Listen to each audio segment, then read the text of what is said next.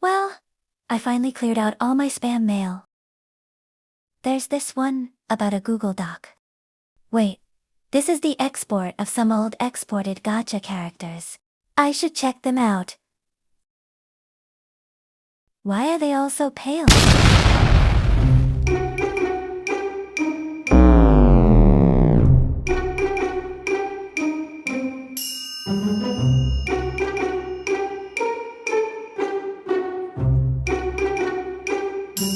For reference, this is more recent recreation of my OC.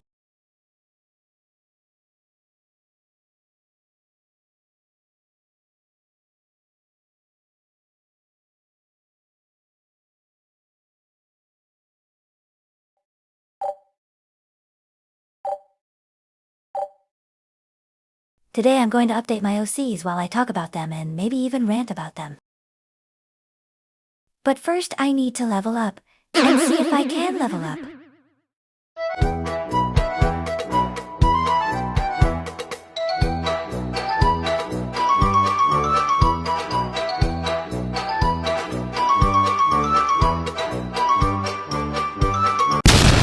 Let's start with Rosalind or Rosie. Normally in the actual story, she is a however, without much control over her powers, and coming from a different world in this more modern than where she's from. In this medieval AU, she's from a modern setting stuck in the past. It gets long, explaining the whole dimensional factor of them, so maybe in a future video, I'll talk about it. I'm really embarrassed to say that she was the hardest to redo for me. She's a normally eccentric character who, to one who can make Shrek references, was tough. She was quite old since back when I had first joined the Gacha community.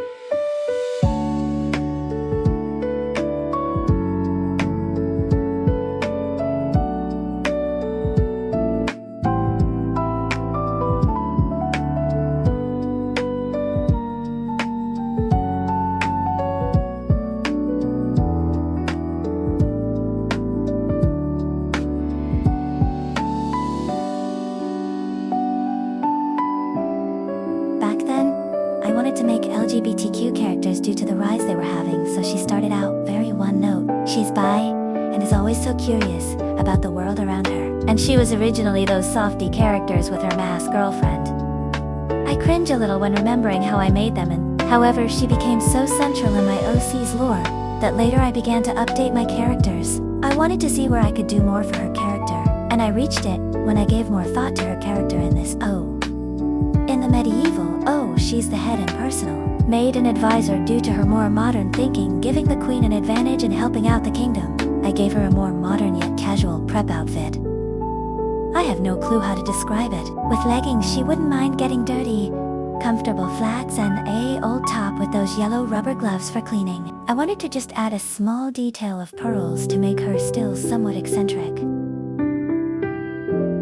Frost is a bad start for his character. Again, I cringe, knowing I made him purely because there was a rise with the BL romance GLMM on YouTube. He was originally the bottom barf partner, who was half bunny, because catboys were popular, and I wanted to be original. Looking back, I was somewhat surprised how huge their types of stories were that I just had to make my own OCs. I upgraded him and it was so much easier and fun. The way I wrote him was that he was a reckless and violent boy with a trust fund to spend until he finally mellowed out, but I found that boring. Instead of him being like a sweet, spoiled type of guy.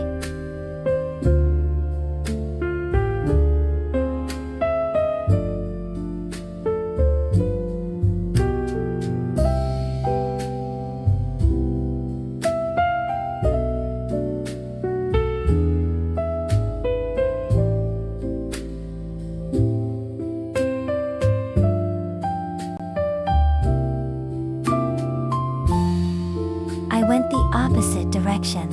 He's a trust fund baby, with no care of the world and responsibilities. Since he's an only child and his parents could care less, he's a party animal, and his looks give a different story than what he's actually like.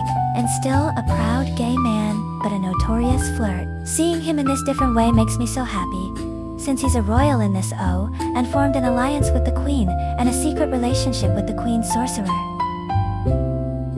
And then we have Skull, my Latino baby. He's gotten his beautiful tan back, thank God. He was the edgy tough boyfriend to the Wimfrost was back in those days. As you can tell now, he's Latino. I made him a Grim Reaper sort of character in my later work. And though it could be any more perfect, he is also gay, and is the more pacifist partner.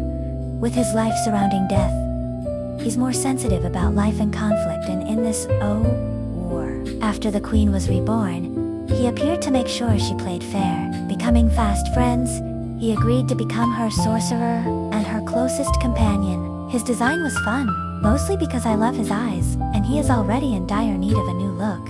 I felt like for most of my OCs, I made them so pale and stereotypical that having the chance to just experiment is much more fulfilling.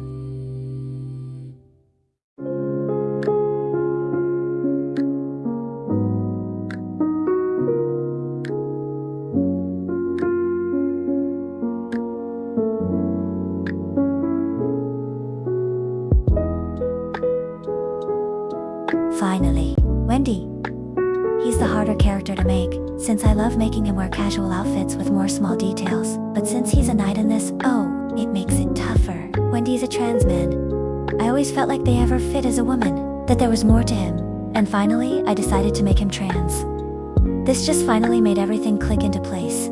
He has this sort of power to turn into any appearance, struggling with identity and letting go of a past that they felt suffocated and unfulfilled in. In this, it's still the same, and there's still a romance between him and Rosie. It was tough with what limits I had to make the armor, and quite literally no was of giving him charms or details other than the mask to deepen and distort his voice along with shielding his neck. Funny enough, I like to think that he still likes his name. Wendy fits him for some reason even I can't explain other than that's their name. It also adds a bit of hesitations with trying to dump his past entirely and holding on to a few unfinished thoughts.